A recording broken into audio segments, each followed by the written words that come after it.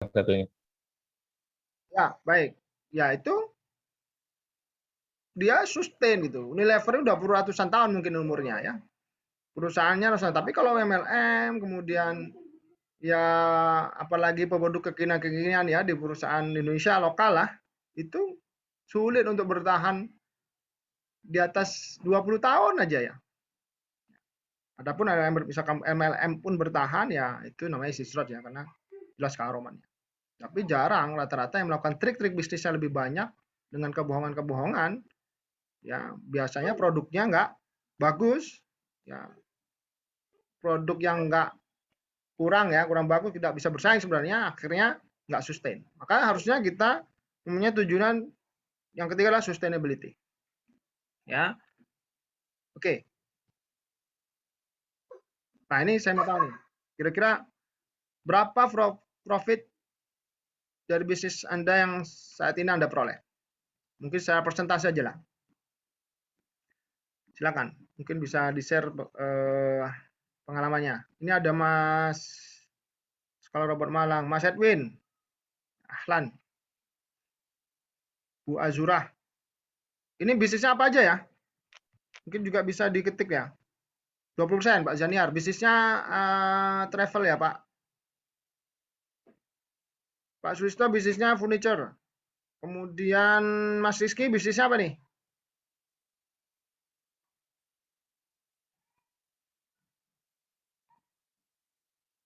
kalau robot Malang ini bisnis edukasi robot ya membuat robot programmer Pak Ali bisnisnya apa Pak Ali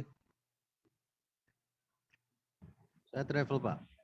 oh Pak Ali travel juga Ya. travel apa itu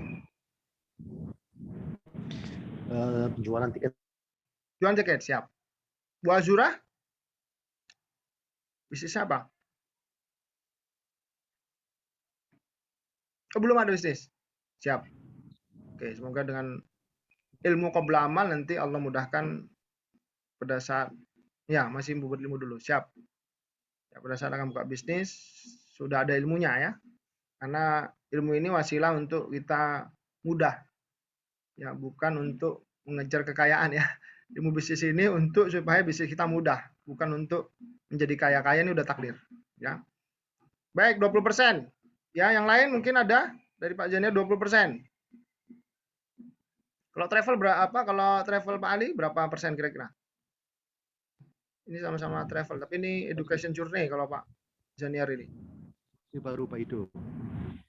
masih baru siap Pak Sulisto kalau furniture bisa lebih dari 20% mungkin Masih baru jalan ini Pak Ido. baik Pak Sulistyo bisa lebih dari 20%. Baik. Kalau robot ini juga lebih 20% kayaknya ya. Karena jasa ya. Mas Edwin. Oke.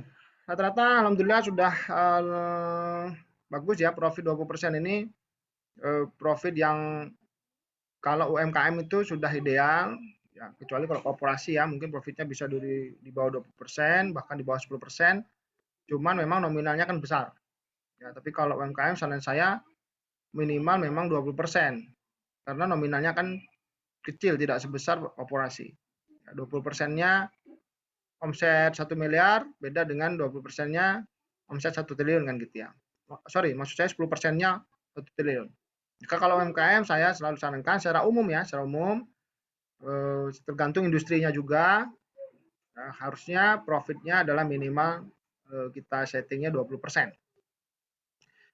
Baik, bagaimana nanti cara memaksimalkannya biar bisa 20% atau bahkan lebih, insya Allah kita bahas. Oke, tapi saya sebelum membahas, pengennya minta pendapat teman-teman dulu nih. Menurut Anda, bagaimana cara memaksimalkan profit? Kira-kira gimana menurut Anda? Push marketing, mantap nih. Push marketing dulu yang utama. Luar biasa. Siap. Mungkin yang lain? Kita diskusi nih. Nanti biar diskusinya lebih ini ya, lebih hidup ya. Oke, inovasi. Dengan cara inovasi. push marketing. Kemudian dengan cara inovasi meminimalkan biaya operasional. Wah, ini memang Mas Edwin orang operasional tuh Pak ya. Jadi apa bahasanya meminimalkan biaya. Ya, baik. Meminimalkan biaya.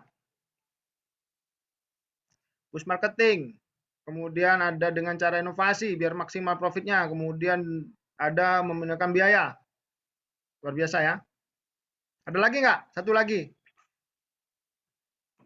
Boleh diketik, boleh dengan suara. Wah, satu lagi dengan buka pasar baru. Ya, mantap.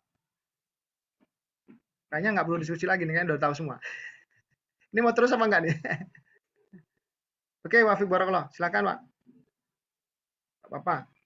Pak Sulistya mau pamit. Ada teman nama nggak apa-apa. Oke, baik. Kita lanjut ya. Sebelumnya kita harus tahu dulu rumus profit supaya nanti bisa kita bermindset bahwa bagaimana caranya memaksimalkan profit. Jadi untuk itu kita harus tahu dulu rumusnya. Ya, jadi profit itu adalah tentunya dengan secara sederhana pendapatan dikurangi biaya. Ya. Jadi Mas Edwin sudah sampaikan dengan meminimalkan biaya operasional. Ya, nanti tidak hanya dengan meminimalkan biaya operasional ya. Biaya itu banyak, biaya operasional dan seterusnya. Maka karena rumus profit adalah pendapatan dikurangi biaya, yang harus kita lakukan supaya memaksimalkan profit di bisnis kita adalah yang pertama menaikkan pendapatan. Ya.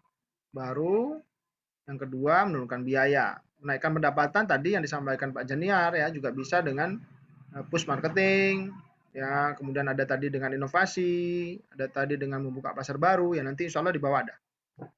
Ya, jadi sangat sederhana teman-teman.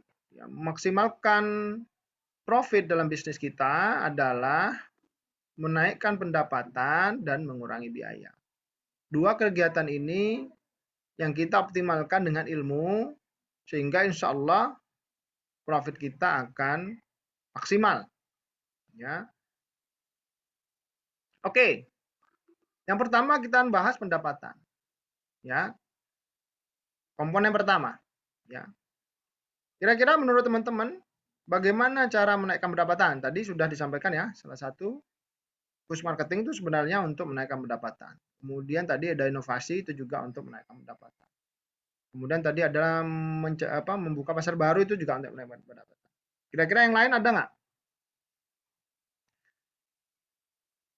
Yang lain?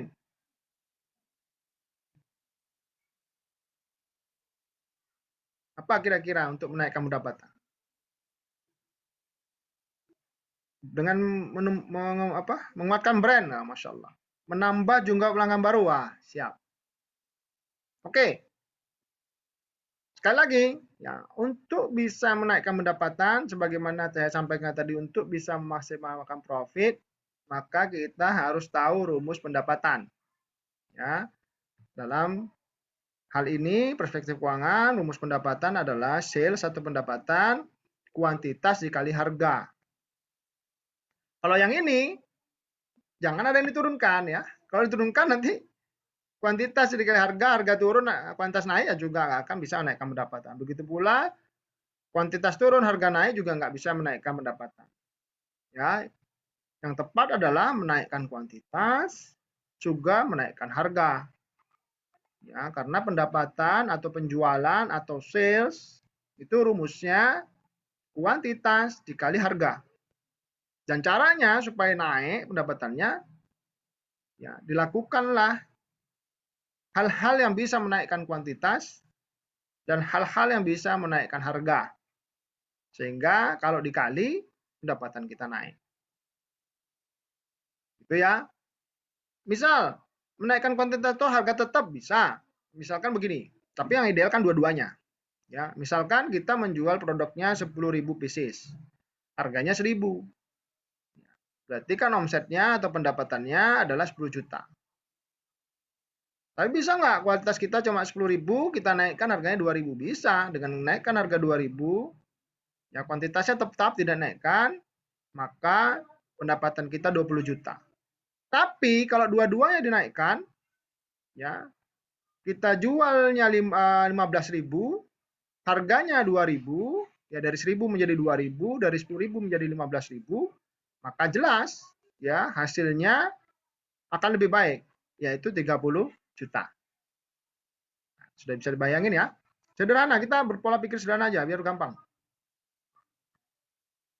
Oke, tafadhol Mas Rizky, baru azan sholat. Nah ya sama-sama WIB ya, ini di Kediri insya Allah. Tapi memang ada beda ya. Oke, silakan. Ya, baik. Jadi sangat sederhana.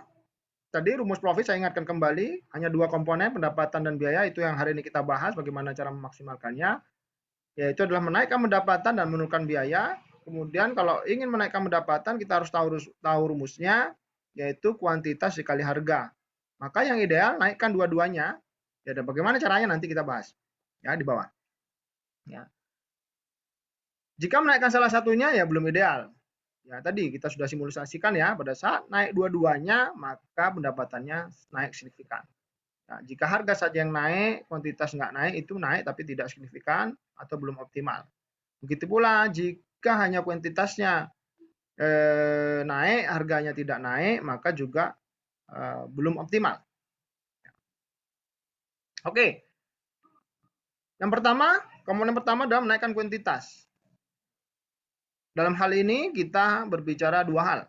Ya, dalam menaikkan kuantitas, ya kuantitas dalam hal ini dalam penjualan adalah produk dan pelanggan. Ya, kita akan berbicara dua hal. Ya, dalam penjualan yang dimaksud kuantitas adalah produknya dan pelanggannya. Ya, ini rumusnya sama ya. Produk itu apa maksudnya? Produk itu dipakai oleh pelanggan gitu kan. Jadi nanti bisa pelanggannya tetap, produknya yang kita naikkan. Bisa pelanggannya nambah, produk kita tetap. Atau yang ideal sebenarnya adalah menaikkan volume penjualan produk dan menaikkan volume jumlah pelanggan. Ya, dua-duanya kita naikkan. Oke, nanti kalau ada pertanyaan langsung ditanyakan aja. Oke, cara menaikkannya cuma ada dua. Ya, tadi kalau disampaikan sama siapa tadi, menambah pasar baru atau pelanggan baru itu adalah berarti melakukan hal yang menaikkan pelanggan secara horizontal. Ya. Dia menambah pelanggan baru. Ya. Kalau secara vertikal berarti dia melakukan hal menambah intensitas pelanggan lama untuk belanja, yaitu vertikal. Kemudian atau menambahkan jumlah belanja. Ya. Begitu kan juga produk ya. Kalau yang horizontal, dia adalah menambah produk baru. Ya, kalau vertikal adalah meningkatkan penjualan produk lama. Sorry, mungkin saya kebalik ya. Ini produk barunya itu dengan cara vertikal, produk lamanya dengan cara horizontal. Ya, jadi ke samping ini adalah dengan pelanggan yang lama, produk lama. Vertikal adalah dengan pelanggan baru dan produk baru. Ya, kita berpola pikir sederhana aja. Oke. Tadi dalam hal ini kita membicarakan dua hal ya, produk dan pelanggan. Kalau berkaitan dengan kuantitas, yang kita bicarakan produk dan pelanggan. Caranya cuma dua. Yang menaikkan secara vertikal berarti ini berkaitan dengan hal-hal baru. Menaikkan dengan cara horizontal ini berarti berkaitan dengan hal-hal lama. Kalau salah dikoreksi ya. Baik. Dalam pengembangan produk, ya ini ada kuadran ya. Ini tadi juga sudah ada menyampaikan tadi ya. Nah, membuka pasar baru misalkan. Nah, pasar baru itu bisa dengan dua, ya, dengan produk lama atau dengan produk baru. Ya, maka di kuadran yang pertama yang di bawah ya, di sebelah kiri bawah, yang existing yang sedang dilakukan teman-teman saat ini, itu adalah produk lama dan pasar lama. Ya. Untuk bisa melakukan menaikkan kuantitas penjualan produk, ya, jika kita menggunakan produk lama, ya berarti secara produk ini adalah horizontal, ya. Kemudian bisa dengan pasar yang baru. Ya. Berarti pasarnya yang pelanggannya adalah secara vertikal. Ya. Oke. Apa ini maksud ya? Contohnya nih supaya bisa mudah dipahami, namanya enhancement ya. Cara bahasa itu enhancement adalah melengkapi fasilitas dari produk lama kita supaya bisa masuk di pasar baru. Ya. Contohnya adalah dengan menambah varian misalkan. Ya. Produknya produk lama, ya, tapi kita menambah varian sehingga pasar baru kita bisa dapatkan. Contoh, ya misalkan produk apa ya? Parfum ya, parfum. Ya produknya produk parfum, tapi dengan nambah varian wewangian yang lain sehingga yang dulunya pasarnya hanya perempuan misalkan, ya kita bisa merambah pasar laki-laki ya, dengan menambahkan varian produk lama untuk menyasar pasar baru. Ya. Itu cara untuk pengembangan produk, menaikkan kuantitas produk yang dijual di pasar baru. Ya, kalau existing ini kan existing yang sekarang. Kita naikkan bagaimana caranya? Ya dengan 3 cara. Produk lama ke pasar baru, ya, atau produk baru ke pasar lama dan pasar baru. Kalau produk baru tadi disampaikan adalah inovasi. Apa itu inovasi? Ya, inovasi adalah hal-hal yang produknya ya mungkin masih satu kategori ya, tapi dengan inovasi. Contoh kalau tadi membahas wangi-wangian ya. Itu bisa jadi kita membuat tidak hanya parfum ya, tapi bisa jadi memakai ya silakan Mas Edwin, ada agenda baik. Memakai atau membuat parfum laundry misalkan. Ya.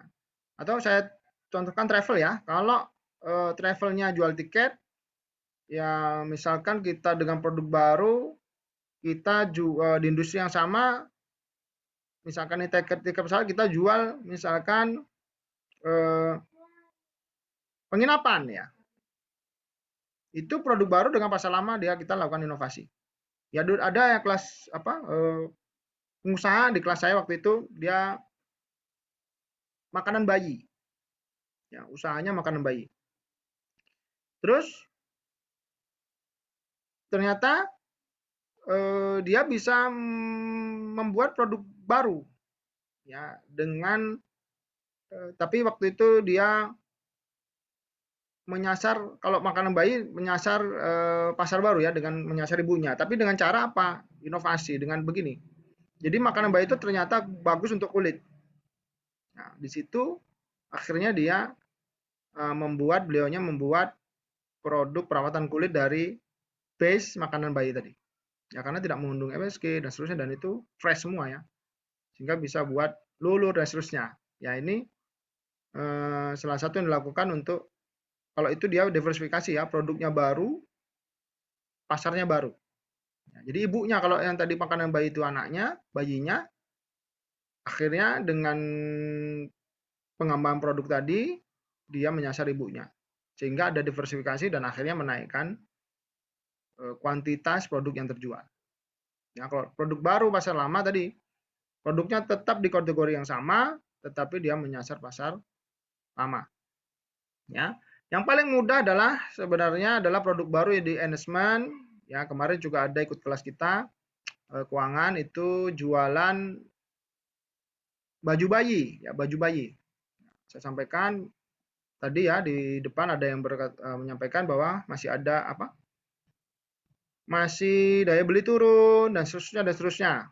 Ya, maka pada saat kita menyasar dari produk lama menyasar pasar baru, kita harapkan penjualan kita dari kuantitas produk naik dengan memindahkan kelas sosial. Nah, waktu itu baju bayi saya sampaikan. Bisa dengan enhancement, ya produk lama dengan pasar baru dengan cara apa? Membuat produk bingkisan, saya bilang.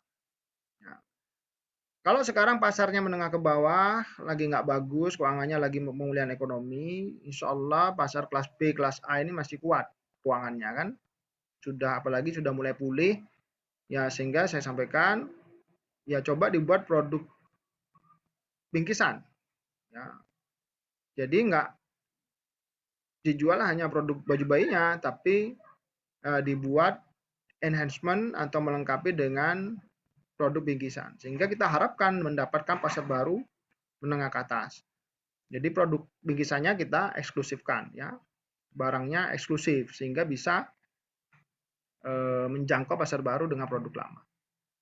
Ya, itu bisa kita lakukan. Itu contoh juga kemarin di kelas kami keuangan yang sebelumnya ya. Ada 2 contoh tadi ya. Yang satu di kelas keuangan kami sebelumnya juga itu juga makanan bayi. Beliau bertanya bagaimana caranya. Kemudian yang kedua adalah baju bayi.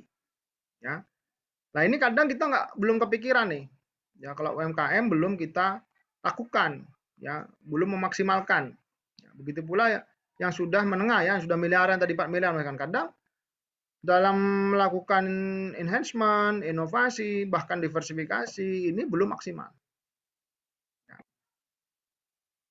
Jadi belum mengotak-atik produk.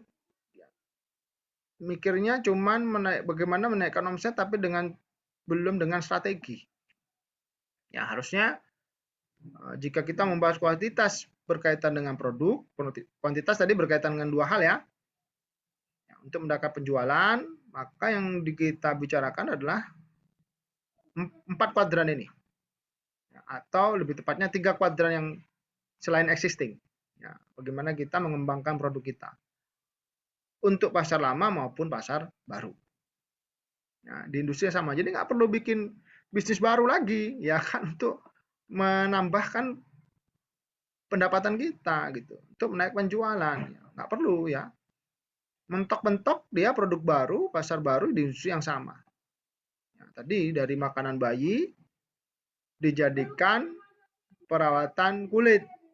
Karena base komposisinya sama, kemudian kegunaan aja bisa dibedakan karena makanan bayi ini betul-betul fresh dan tidak mengandung bahan kimia yang membahayakan. Ya. Sehingga dengan dikemas dengan kemasan baru gitu kan, dengan bahasa ini bukan makanan, adalah untuk lulur dan seterusnya, yaitu di industri yang sama, ya bahannya sama, mesinnya mungkin sama, ya dia bisa bikin produk baru dengan pasar baru. Ya, jadi nggak perlu, meskipun sudah punya uang, saya juga sampaikan kemarin, ya bisnisnya toko buku ya, penjual buku, ya kalau belum bisnis itu, ya sebenarnya modal 1 triliun pun dimakan, ya, satu bisnis saja itu, ya.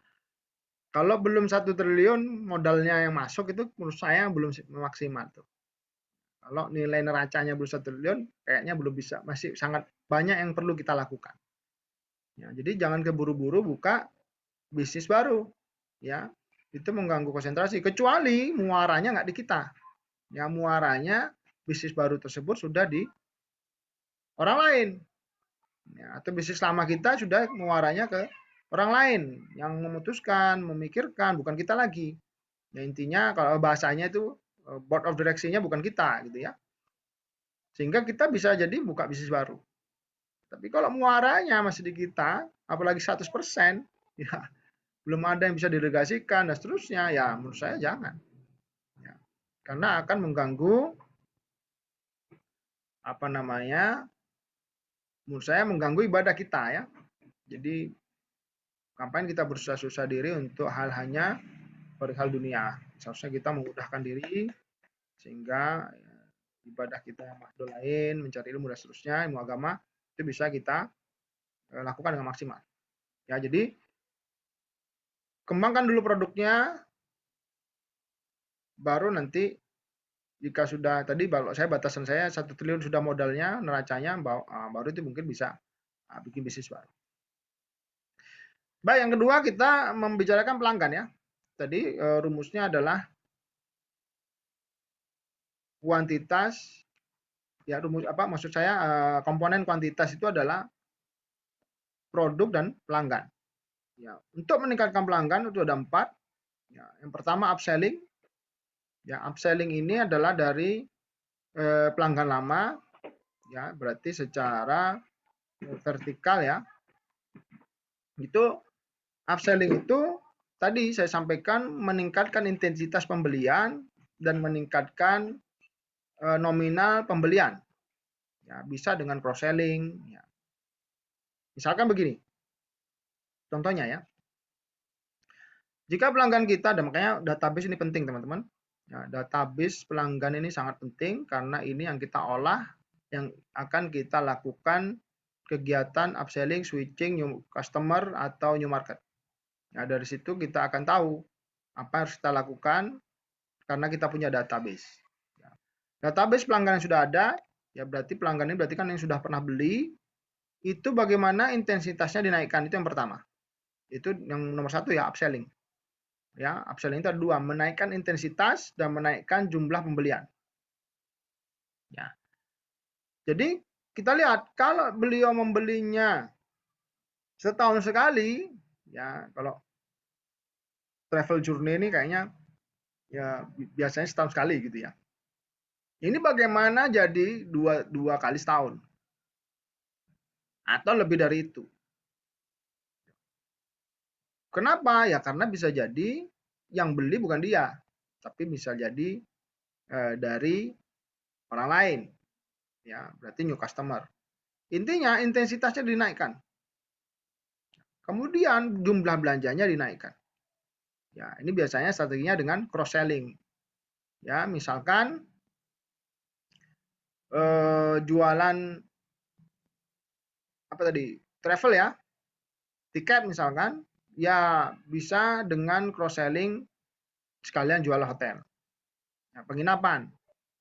Ya, bisa cross selling kalau travel journey dengan tour guide dan seterusnya. Ya, bagaimana beli satu, misalkan beli satu menjadi beli 2. Ya, karena kita lakukan diskon misalkan. Ya, ini membahas tentang pelanggan. Ya, yang dilakukan pertama kali untuk menaikkan pendapatan di sisi kuantitas perihal pelanggan adalah upselling. Upselling ada 2, menaikkan intensitas pembeliannya, kemudian menaikkan jumlah pembeliannya. Ya, menaikkan jumlah pembelian bisa dengan cross selling. Ya. Yang kedua switching. Switching ini apa sih? Switching itu menukar ya, men-switch. Jadi pelanggan ini sudah menggunakan produk lain, kita datang supaya dia melakukan membeli produk kita bukan dengan cara menjelek-jelekan produk lain, enggak. Tetapi dengan cara ya mengambil positioning ya atau mengambil posisi produk kita ini adalah produk yang unik. Ya. Yang di produk sebelumnya enggak ada. Yang kita punya yang dibutuhkan pelanggan. Nah, ini namanya switching supaya pelanggan itu memakai produk kita tanpa menjelek-jelekkan produk lain. Ya karena memang fungsi dari produk kita memecahkan masalah yang lain meskipun produknya sama. Ya, meskipun produknya sama. Nah, contohnya perusahaan kopi-kopi yang baru itu ya, seperti Kopi Kenangan, Janji Jiwa. Itu apa sih problem yang beliau solving? Ya. Setahu saya bagaimana pelanggan Starbucks, bagaimana pelanggan kopi tradisional switching atau pindah kepada mereka karena mereka menggabungkan 2 hal tadi. Ya. Ngopi secara modern tetapi nggak semahal Starbucks. Nah, kayak gitu ya. Sehingga positioningnya jelas, bukan merebut pelanggan dengan cara yang tidak baik, tapi berkompetisi secara sehat. Ya. Ini yang saya maksud yang kedua adalah peningkatan pelanggan dengan switching. Ya, bagaimana produk kita bisa memasarkan baik jasa maupun barang ya, memposisikan diri menjawab problem dari pelanggan kita yang belum dijawab oleh produk lain. Ya, itu ya. Bermain di level medium berarti lebih aman. Enggak juga ya. Tergantung juga ya. Jadi meskipun di level bawah ya itu ada plus minus lah ya, plus minus. Jadi kelas sosial itu ada 5 ya, A, B, C, D, E. A itu kelas atas, B itu menengah atas, C itu menengah, D itu menengah bawah, E itu bawah. Ya. Jadi ini ada plus minus, sehingga biasanya kalau korporasi itu menyasar ke semua. Ya produk-produknya itu ada yang untuk ya tadi kayak misalkan Unilever ya, Unilever itu ada produk yang menengah bawah, ada produk menengah atas, produk atas. Ya. Biasanya begitu. Jadi semua disasar kalau perusahaan besar ya, korporasi. Contoh lagi yang saya tahu baru itu adalah produknya Walls ya. Walls itu punya produk seru, es krim seru namanya Walls. Nah itu dia 2000-an. Ya, itu jelas penyasar pasar bawah, menengah bawah dan bawah. Ya, produk menengahnya harga 4.000 5.000 ya. Kemudian ada yang produk menengah atas kayak Magnum itu kan harga berapa? 20.000 ke atas ya. Ya, dan ada yang pasar yang atas. Ya, ada juga pasar yang lain ya, B2B dengan packingan besar itu ya, drum-druman dan seterusnya. Ya, contoh kopi jiwa, hotel budget ya, budget itu untuk menengah ya, untuk menengah dan menengah bawah. Ya, mobil Toyota, ada Lexus untuk yang atas. Ya. Baik, switching, posisikan produk kita di posisi yang tepat ya sehingga membawa solusi yang belum ada di produk yang lain ya, yang dibutuhkan konsumen ya karena ada produk itu yang unik ya beda dengan yang lain tapi bedanya itu nggak dibutuhkan ya oleh konsumen ya misalkan contoh produk apa ya, saya pernah dapat cerita itu produk coklat misalnya ya, ada coklat unik dia coklatnya rasa Nusantara ya, salah satunya coklat rasa rendang ya, karena dianggapnya itu unik tapi ya karena tidak dibutuhkan oleh pelanggannya yang mana ada orang suka makan coklat rasa rendang gitu kan rasanya aneh nggak enak ya akhirnya nggak laku ya jadi unik ini perlu kita pelajari dulu apakah perbedaan itu dibutuhkan pelanggan. Ya, kemudian yang ketiga jelas kita menambah customer baru, yang menambah pelanggan-pelanggan baru, ya pelanggan baru di segmen yang sama maksud saya. Ya, ini ada pelanggan baru di segmen yang baru ya seperti tadi makanan bayi tadi ya menjadikan produknya perawatan kulit itu berarti pelanggan baru di segmen yang baru. Kalau ini pelanggan baru di segmen yang lama. Itu menambah pelanggan-pelanggan baru. Ya dengan cara tadi push marketing ya. Marketing itu kan untuk bisa tujuannya mengenalkan produk ini, mengenalkan brand ini secara luas. Ya, itu tujuannya sehingga bisa menambah pelanggan baru dengan segmen yang lama. Kalau tadi pelanggan baru dengan segmen yang baru ya dengan cara enhancement atau diversifikasi. Ya. Intinya new customer ini kita lakukan. Ya kegiatan-kegiatan untuk mendapatkan pelanggan baru. Ya. Kemudian new market. Ya, ini pasar baru. Ya, pasar baru ini adalah segmen baru. Ya. tadi dengan produk baru di pasar baru adalah yang namanya diversifikasi. Nah, dengan cara ini kita bisa meningkatkan pelanggan kita, kuantitas yang di sisi pelanggan. Ya, kuantitas itu ada dua ya, produk dan pelanggan. Ya, ini perlu kita pikirkan. Ya nanti produknya Pak Ali, Pak Janiar, ya, Bu Azura ini harus bisa lengkap, ya lengkap.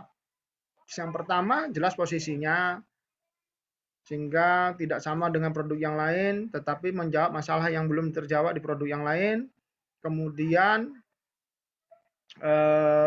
nanti setelah sustain produk lamanya di pasar yang lama, database-nya sudah banyak, mulai menambah produk lama dengan apa namanya, produk lama dengan pasar lama, tapi database ditambah. Kemudian pada saat database dengan lama produk lama dengan pasar yang lama sudah banyak, kita mungkin dengan produk baru yang untuk merefresh ya, merefresh produk kita. Ya, contoh Toyota ya, kalau tadi mobil Toyota. Itu kan desainnya selalu ganti ya. Itu sebenarnya untuk merefresh saja. Ya, produknya seakan-akan baru, new Avanza. All new ditambahi lagi kan. New Avanza, all new Avanza. Akhirnya kalau Innova itu sampai nggak bisa lagi all new Innova, kan nggak bisa lagi Innova Reborn. Ya, sebenarnya dia produk baru di pasar yang lama. Itu juga bisa seperti itu ya, ditambahkan yang melakukan apa namanya, penambahan fasilitas seterusnya. Ya, Toyota itu sering mengganti desainnya hanya untuk merefresh, jadi seakan produk baru tapi di pasar yang lama. Ya, oke. Switching unik tidak diperlukan pelanggan itu apakah termasuk misal gambar kartu dalam cake? Nah, oke, kalau bisnis bakery ini ya, cake ya. Ya perlu dicek dulu. Ini pelanggannya siapa? Kalau anak-anak, mungkin karakter dalam cake ini dibutuhkan. Tapi kalau cake-nya pelanggannya ibu-ibu gitu kan, ya mungkin enggak gitu ya. Bisa jadi. Ya, tapi apakah sudah dilakukan yang lain gitu ya? Kalau sudah ya berarti belum unik. Ya. Belum apa namanya? Masih sama dengan yang lain. Ya berarti sudah ada yang menjawab. Kalau saya lihat cake berkarakter banyak ya. Jadi mungkin kalau saat ini cake berkarakter tidak unik lagi. Ya karena dia sudah ada produknya saat ini. Ya, kita gali lagi. Kan itu pasti pasarnya anak-anak ya. Nah, mungkin kita lebih spesifik. Ya, cake-nya yang disuka anak-anak apa misalkan. Ya, misal loh ini, ya. Kalau karakter mungkin sama. Ya, asal gambarnya tidak melanggar syariat ya. Kemudian ya dicek lagi apa kebutuhan yang belum ditemukan yang atau dijawab oleh produk lama. Ya, ini pekerjaan marketing. Nah, ini namanya pekerjaan marketing ya, bukan orang keuangan sebenarnya. Kalau saya sekarang lagi bahas keuangan, tapi nggak apa-apa. Ya harus dicek. Ya mungkin cake-nya ini belum belum ada yang karena terlalu fokus pada gambar karakter, maka cake-nya tidak diperhatikan. Misalnya. Ternyata anak-anak ini nggak seneng kalau cake-nya terlalu lembut atau terlalu manis atau hanya coklat. Ya nggak seneng misalkan. Misal ini. Ya, biasanya gitu ya. Jadi karena terlalu fokus pada gambarnya, ya karakternya, jadi akhirnya cake yang dalamnya yang produk yang sebenarnya dimakan tuh cake-nya nggak diperhatiin, nggak pernah ditanyakan kepada pelanggan. Sebenarnya anak-anak ini suka yang mana? Jadi memang harus disurvei ya, harus divalidasi namanya. Dan ini pekerjaan marketing, ya bukan pekerjaan keuangan. Oke, terima kasih pertanyaannya, Bu Azura. Oke, kita lanjut ya, sambil diskusi terus ya, nih waktunya terbatas. Sudah jam 16.13, setengah jam. Baik, kemudian adalah dengan harga. Ya, selalu disampaikan oleh para teman-teman UMKM, ya, yang dibahas harga murah aja. Ya, harga kalau nggak murah dianggapnya nggak bisa laku. Nah, ini menurut saya tidak tepat. Ya, dan harus dihilangkan dari mindset kita. Ya. Yang benar itu apa ya? Harga murah menurut saya nggak tepat. Tapi yang harusnya kita sampaikan adalah harga terjangkau. Ya, nggak ada namanya harga murah, nggak ada namanya harga mahal. Ya, kenapa? Ya, saya selalu tanya. Coba kita yang mudah contoh adalah apa? Ya, produk mobil ya. Saya bilang, kalau Ferrari ya, buat saya itu mahal. Tapi kalau buat segmennya ya terjangkau. Buktinya apa? Ya laku aja. Ya, Ferrari itu harganya 3 miliar ya, 2 miliar. Menurut saya mahal karena saya bukan segmennya. Tapi kalau menurut pasarnya ya dia terjangkau. Ya, karena ada yang lebih mahal gitu ya, Bugatti misalkan. Ya, atau produk fashion. Ya, apa merek yang terkenal? Zara misalkan. Ya mungkin bajunya satu baju 5 juta, 3 juta gitu ya. Menurut saya mahal. Ya, tapi terjangkau buat segmennya. Ya. Maka biasakan tidak mengatakan harga murah baru laku. Nah, terus luar negeri juga masih laku. Justru malah hits ya gitu kan. Luar negeri malah mahal ya kan. Dan begitu pula di segmen yang sama, jika kita menjual produk terus luar negeri, jangan murah-murahan. Maka pada saat kita hanya mempunyai keunggulan karena murah, ya ini sudah kalah. Pada saat kita bisa rame gara-gara cuma murah daripada perusahaan yang sama, perusahaan yang sejenis, ya misalkan jualan umroh dengan fasilitas yang sama, marginnya kita kurangin supaya harganya lebih murah dari perusahaan yang sedih. Ini berarti kita nggak punya value.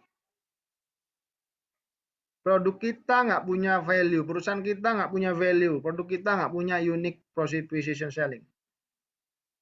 Ya, berarti sudah kalah. Ya. Yang benar ya juallah sesuai dengan harganya, sesuai margin yang pada umumnya, nggak perlu diturunin. Ya.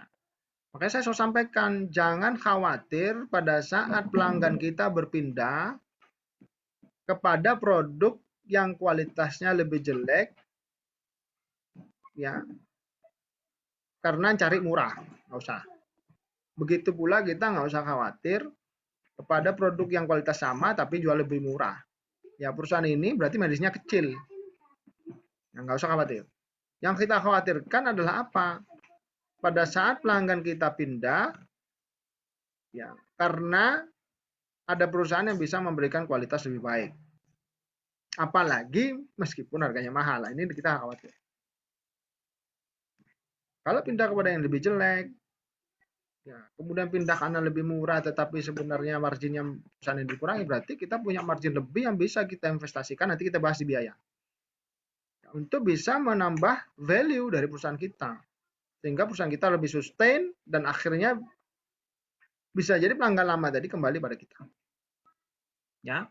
Maka di mindset kita, di benak kita disampaikan adalah kita buat produk yang terjangkau.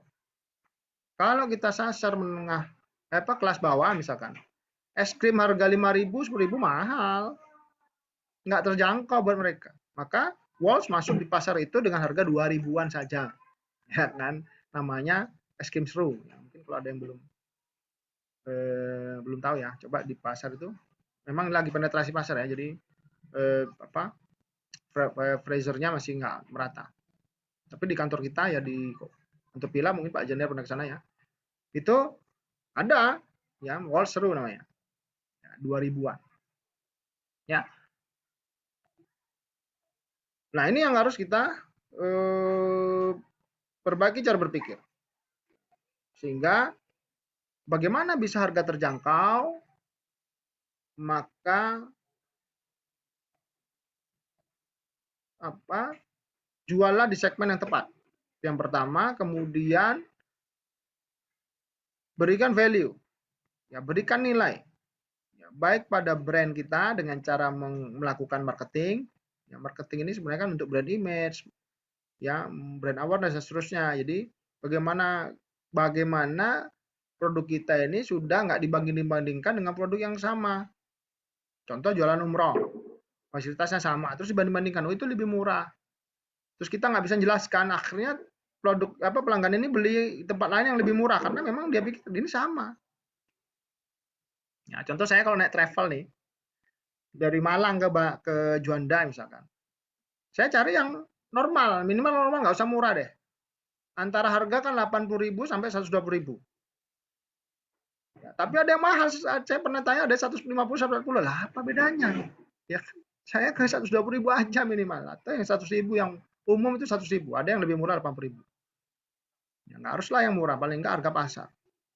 Ya, karena saya jika ditawarin 140.000 ya saya nggak pernah mau.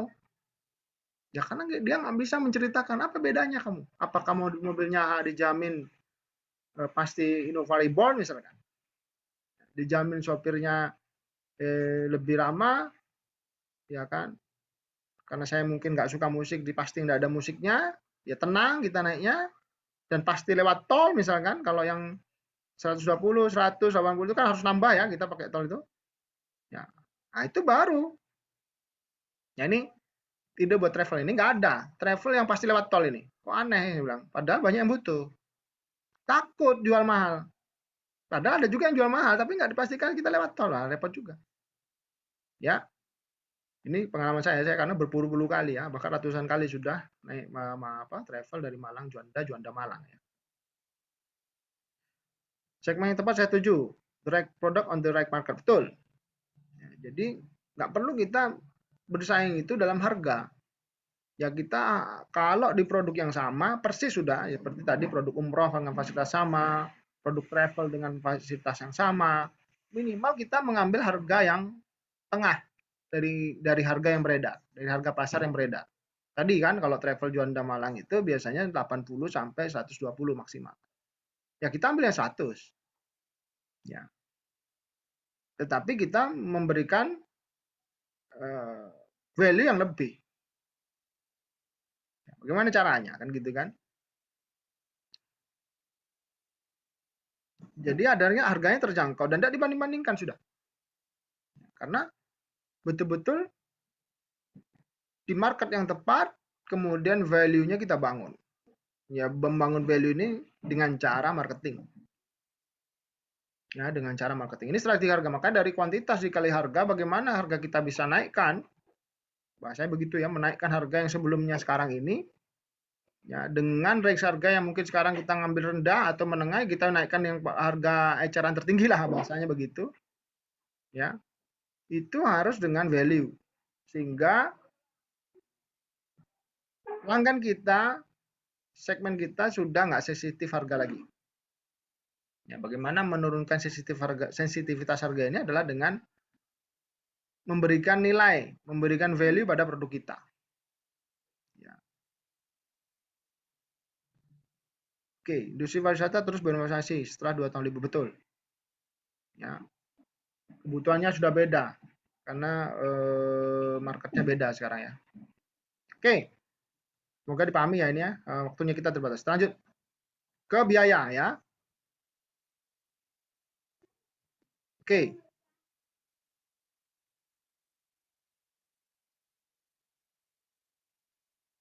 Sebelum kita membahas menurunkan biaya, kita harus tahu dulu tipe-tipe biaya ya. Ya mungkin teman-teman sudah tahu, kita hanya mengulang. Ada biaya tetap dan ada biaya variabel.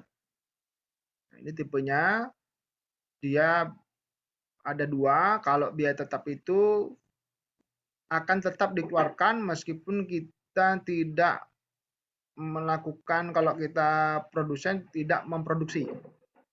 Itu biaya tetap. Ya, kalau jasa meskipun kita nggak jualan, dia dikeluarkan. Contoh apa? Biaya listrik. Ini mau tutup, mau nggak tutup tokonya, mau tutup nggak tutup kantornya, tetap bayar listrik. Itu namanya biaya tetap. Kemudian biaya variabel adalah mengikuti biaya yang tidak tetap. Biaya yang jika kita produsen, biaya yang seiring sejalan dengan jumlah produksi. Atau kalau kita jasa, biaya yang kita keluarkan jika kita ada kegiatan. Atau kalau kita bersifat perusahaan dagang, ya biaya yang mengikuti pada saat produk itu terjual. Ya, itu namanya biaya variabel atau biaya tidak tetap. Ya, contohnya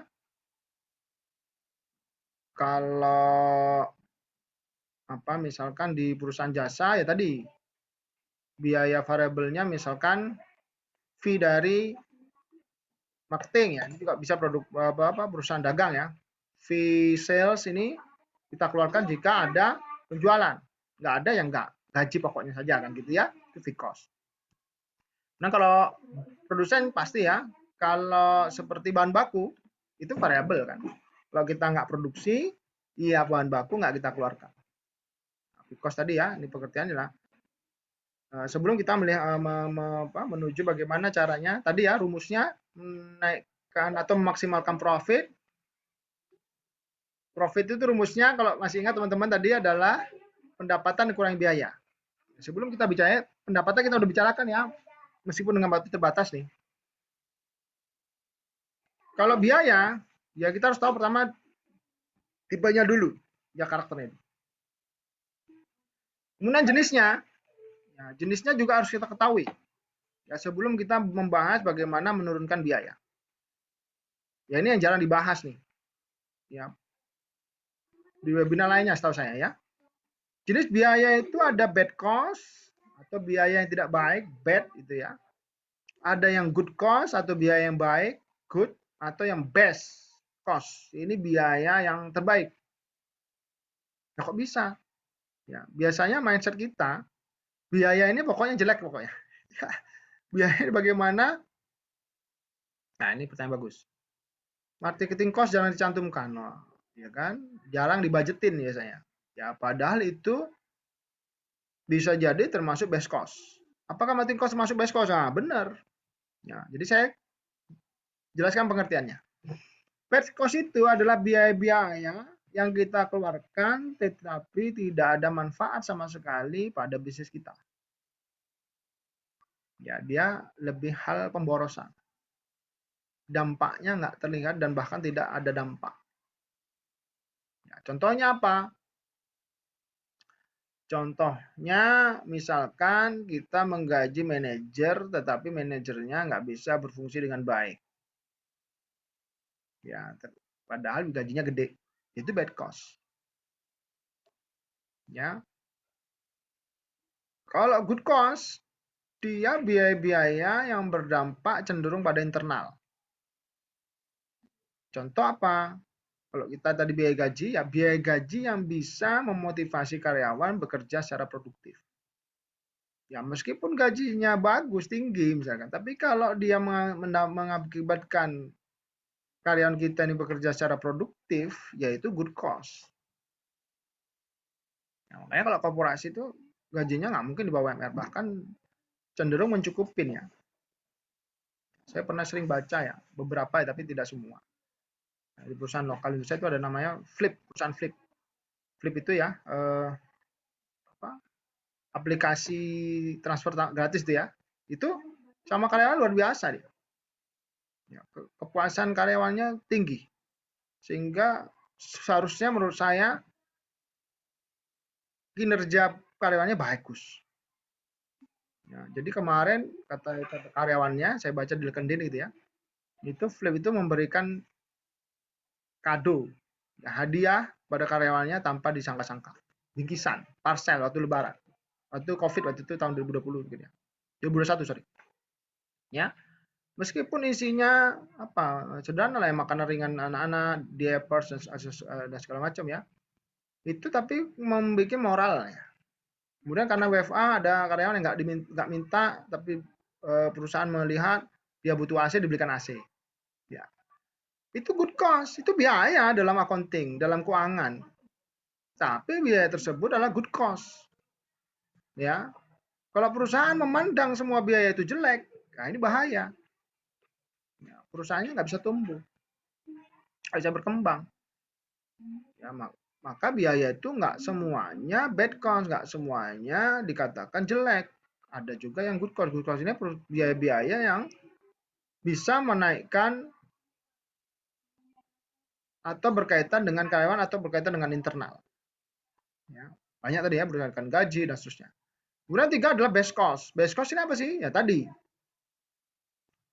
Ya, hal-hal yang berkaitan dengan pelanggan kalau ini. Ya, bisa jadi marketing cost, bisa. Misal apa? Kalau kita punya toko ya, ada salah satu klien kami punya retail shop, toko offline. Ya bagaimana mendesain tokonya ini supaya pelanggannya nyaman meskipun adalah biaya yang kita keluarkan itu adalah base cost. Ya, contoh, ya waktu itu ada retail handphone ya, itu memberikan fasilitas apa namanya pelanggan-pelanggan yang membeli handphone flagship atau handphone mahal, misalkan iPhone 24 juta dan sebagainya, itu dilayani yang berbeda. Misalkan yang paling ekstrim ini kita contohkan, saya sampaikan waktu itu sama manajer salesnya, ya, dan kepala tokonya, manajer store-nya, ya sediakan fasilitas minuman seakan-akan itu restoran, atau tanpa harus disuruh atau tanpa dipilih kita menyediakan kopi, teh, ya, makanan kecil yang membuat beliau nyaman, ya berlama-lama di toko kita itu biaya sih, tapi itu base cost. Gitu. Ya, jadi base cost itu adalah biaya yang berkaitan dengan pelanggan. Bagaimana itu pelanggan bisa kita, ini bahasa pengertian mudahnya ya, biar teman-teman mudah mengertinya. Bagaimana pelanggan itu bisa loyal sama kita. Kalau good cost bagaimana internal ya bahasanya karyawan lah ya, itu bisa loyal dengan kita. Puas, kepuasan kerjanya, kepuasan karyawannya bagus. Kalau pelanggan, kepuasan pelanggannya bagus. Kalau travel, tadi misalkan travel ya tadi mobil selalu bersih, itu kan biaya ya. Kemudian berseragam, rapi, ya itu biaya seragam itu. Ya mungkin nggak sampai setahun ganti, ya diberikan seragam baru, ya kan kalau setahun ke atas berarti investasi ya. Tapi biaya itu, ya ini pengertiannya ya, biaya itu hal-hal yang dipakai habis sebelum setahun, itu biaya. Termasuk marketing cost itu juga kalau dampaknya marketing itu untuk kepuasan pelanggan itu base cost. Ya. Oke, kita lanjut. Terus bagaimana dengan menurunkan biaya? Ini ada 3 kegiatan dan sekali lagi ada kesalahan atau tidak tepatan dalam pengusaha muslim UMKM. Ya, karena apa? Karena selalu hanya melakukan satu. Yang mana? Menurut teman-teman yang mana? Ayo diskusi. Dari tadi saya belum ada pertanyaan nih. Biasanya para pengusaha UMKM hanya melakukan satu hal. Nomor 3, oke, cost optimization, hanya melakukan oke. Yang lain? Nomor 1, nomor 2, apa nomor 3? Oke, biasanya hanya melakukan nomor 1, teman-teman. Bukan nomor 3. Nomor 3 bagus tuh, cost optimization. Cost cutting. Cost cutting apa? Memotong biaya, memangkas biaya. Ya, di kelas saya sebelumnya, maksudnya yang penting 3 ya. Penting semuanya sih, ya. Baik. Biasanya hanya cost cutting. Ya. Di kelas saya sebelumnya, ya ada yang mengatakan, ya, cost cutting setelah saya contohkan, ada Pak di sini juga Pak. Apa? Memotong THR, ya itu cost cutting. Ya, memangkas sesuatu. Biaya, padahal kalau kita memangkas itu resikonya besar. Ya, kecuali kondisi krisis ya. Maksudnya yang penting 3-3. Oh ya, siap. Oke. Jadi kalau pengusaha UMKM ini pengen yang instan. Ya, hanya memangkas biaya saja yang dilakukan. Contoh pengurangan karyawan, kita lagi rugi nih, lagi minus nih. Ya lagi sulit di keuangan kita, ya udahlah kurangi karyawannya. Ya, di pikirannya hanya mengurangi karyawan, yang motong THR, motong gaji dan seterusnya dan seterusnya dan seterusnya. Boleh nggak? Ya boleh, tapi jangan dulu dilakukan kalau belum melakukan cost reduction dan cost optimization. Dipertimbangkan lagi. Karena pasti, misalkan restoran ya kuliner. Kemarin pandemi sangat luar biasa dampaknya. Ya memang harus kadang memang mengurangi karyawan. Nah, tapi ya lihat resikonya gitu ya. Pada saat karyawan kita kurangi biasanya 10 jadi 5, pasti level service level kita turun. Ya, kalau 10 kita bisa melayani 100, kalau 5 berarti kita hanya bisa melayani 50 sampai 60 kan gitu ya. Pasti ada hal yang kita korbankan pada saat kita cost cutting.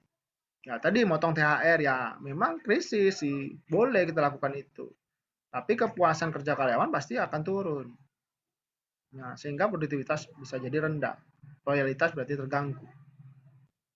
Cost cutting seperti itu. Cost cutting itu memotong, memangkas biaya secara instan. Ya. Kemudian cost reduction apa?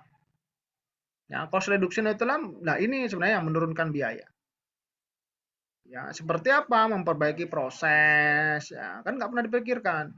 Contoh, standar operasional prosedur. Ini sangat bisa menurunkan biaya. Bahkan kalau di perusahaan besar, di korporasi itu, ya mereka sangat detail SOP-nya. Bahkan kalau di perusahaan manufaktur misalkan, misalkan di Toyota misalkan ya, itu jika perintahnya disuruh diambil dengan tangan kanan, itu nggak boleh sekali-kali ngambil dengan tangan kiri. Kenapa? Ya karena ada berkaitan dengan cost reduction. Kecepatan produksinya dia akan turun sekian detik. Gitu. Sehingga biaya yang dia keluarkan ya akan lebih boros jika dikalikan sekian, akhirnya outputnya rendah, akhirnya harusnya fixed cost-nya dibagi 10.000 produk, akhirnya hanya dibagi 8.000 produk, ada kerugian 2.000 produk nggak terkeluar karena kesalahan dalam SOP. Nah, itu ya. Dan semua bisnis pasti ada perihal operasional. Nah, caranya cost reduction salah satunya dengan memperbaiki operasional. Nah, itu ya, menurunkan biaya dengan memperbaiki standar operasional prosedur. Ya, apalagi kira-kira? Ya. Cost reduction itu seperti ini, misalkan menggunakan atau merawat, ya, merawat aset-aset tetap kita dengan baik atau aset-aset berjalan seperti kalau travel, mobil-mobilnya dirawat dengan baik sehingga menurunkan biaya. Ya, ada yang manufaktur ya, klien kami itu manufaktur. Ya, mesinnya itu nggak pernah dirawat. Ya, nggak ada standarisasi perawatan. Sehingga yang ada apa ya akhirnya? Perbaikan aja. Ya, rusak ganti. Padahal kalau dirawat bisa jadi masa pakainya lebih lama. Ah, gitu. Nah, ini kan nggak pernah dipikirkan cost reduction-nya. Padahal pada saat kita merawat, ya saya sampaikan ada pre-operasional, ada on-operasional, ada pra-operasional. Ya, pre itu tadi dalam rangka melakukan perawatan. Ya, kemudian on itu ya pada saat proses dan pra itu juga dalam rangka melakukan perawatan. Sehingga jangan mesin itu diperbaiki aja. Apalagi kita sudah merugi dengan waktu. Nah, kemudian cost optimization apa? Cost optimization apa? Mengoptimalkan biaya yang sudah keluar. Bedanya begini. Kadang ya pengusaha ini juga nggak mau bayar mahal, padahal dia base cost ya atau goods cost. Kenapa? Karena nggak bisa mengoptimalkan. Contoh begini, pada saat kita menggaji karyawan atau manajer dengan biaya yang mahal karena memang kompetensinya bagus, ya itu harusnya dioptimalkan outputnya. Jangan nggak mau bayar manajer atau membayar apa namanya karyawan dengan UMR misalkan, ya akhirnya mendapat karyawan tidak kompeten. Atau dalam sisi produk misalkan dengan dalam contoh packaging ya apa kemasan, ya bisa jadi kemasan kita bagus ya karena untuk melindungi produk, kemudian untuk brand image, ya nggak apa-apa, itu kan best cost. Tapi dioptimalkan pasarnya, ya dikomunikasikan dengan marketing bahwa value-value gitu kita komunikasikan sehingga biaya yang kita keluarkan tadi, yang untuk best cost tadi, yang berkaitan dengan pelanggan, misalkan kemasan tadi ya, itu bisa optimal, ya. bisa optimal manfaatnya gitu loh, sehingga akhirnya secara psikologis ya ini kita sedang menurunkan biaya, ya, menurunkan biaya. Sehingga tadi berkaitan dengan fixed cost ya, karena produksi kita lebih banyak, fixed cost-nya dibagi dengan produk output yang lebih banyak atau produk akhirnya terjual lebih banyak sehingga akhirnya biayanya menurun. Itu dimasuk cost optimization. Jangan sampai potong gaji atau ya iya. Kadang ya banyak cost cutting. Jika terpaksa nggak masalah. Oke, silakan kalau ada pertanyaan. Materinya selesai nih. Ya, kita masuk sesi tanya jawab. Silakan jika ada pertanyaan mengenai bagaimana kita memaksimalkan profit di bisnis kita. Ya, jadi profit itu tadi saya ulangi sedikit.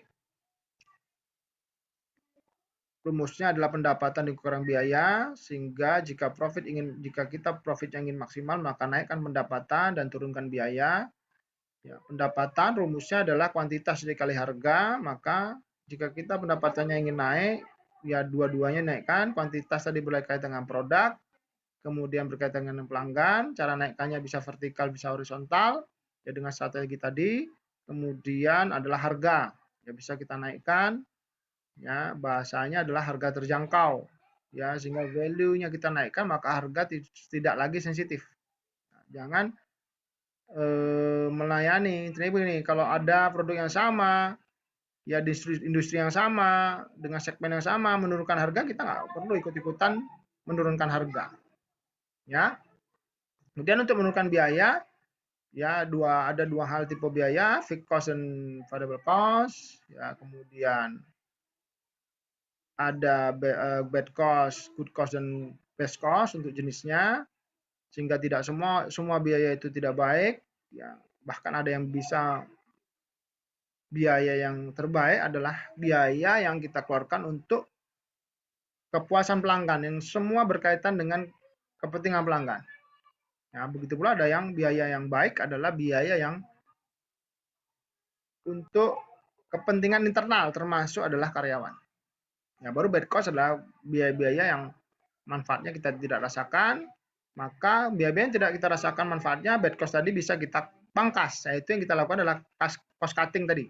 Tapi untuk biaya good cost, best cost, seharusnya yang dilakukan adalah dua hal, cost reduction dengan memperbaiki proses, ya, dengan memperbaiki kalau di mesin itu perawatan dan seterusnya, ya itu untuk good cost dan best cost. Begitu pula dengan good cost dan best cost kita juga bisa melakukan optimalisasi, ya optimization biaya itu juga dengan kepada best cost dan good cost, gitu ya. Baik, silakan kalau ada pertanyaan, Pak Janiar, angkat tangan silakan. Bisa dengan mic-nya dibuka boleh.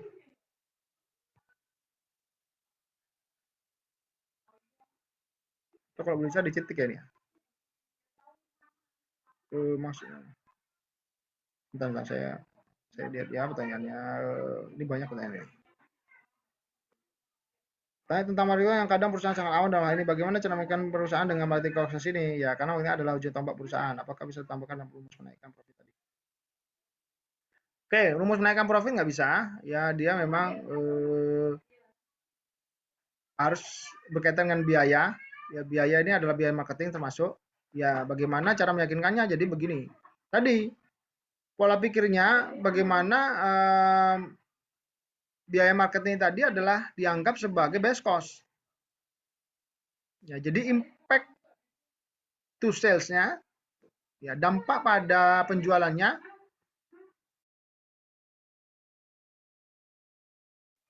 ya jadi dampak pada